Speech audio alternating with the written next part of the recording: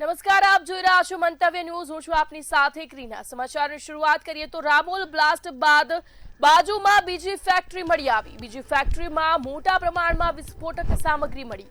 મોડી રાત્રે એમસીની ટીમે તપાસ કરી। એમસીની ટીમે સ્થળ પર કાર્યવાહી હાથ ધરી। બ્લાસ્ટ બાદ તંત્રની કાર્યવાહી સામે અનેક સવાલો ઉઠ્યા।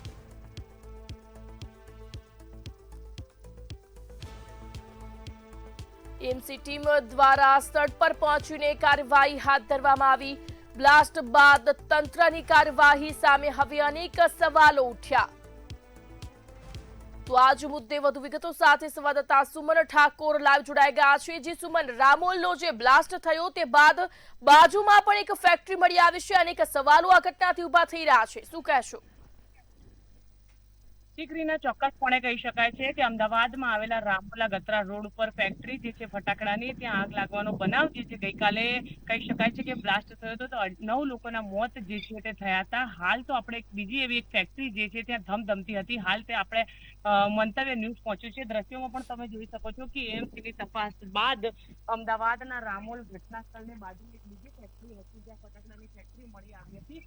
સાથે કહી શકાય છે કે આ ફેક્ટરીમાં મોટા પ્રમાણમાં એક્સપોઝ જોવા મળતું હતું ને કહી શકાય છે કે એએમસીની ટીમ રાતે અહીંયા પહોંચી હતી અને તપાસ જે છે તે કરવામાં આવી હતી। સાથે સાથે કહી શકાય છે કે મોડી રાત્રે એએમસીની ટીમે અહીંયા કાર્યવાહી જે છે તે કરી હતી ને હાલ તો અહીંયા કોઈ મજૂર જે છે તે પણ નથી અને એક ફેક્ટરી મૂકીને કંઈક ભાગી ગયા હોય તેવું લાગી રહ્યું છે। પણ તંત્ર ક્યાંય ને ક્યાંય તો તંત્રની ઘોર બેદરકારી સામે આવી છે।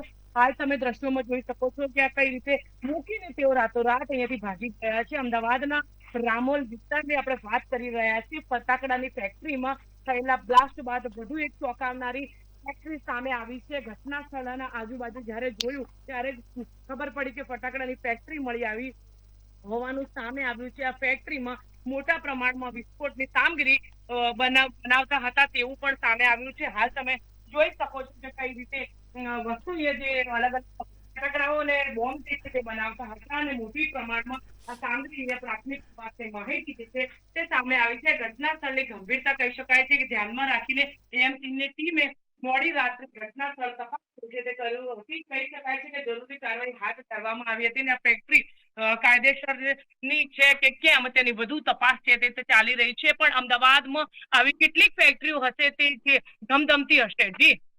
જી સુમન, બિલકુલ આપનો આભાર।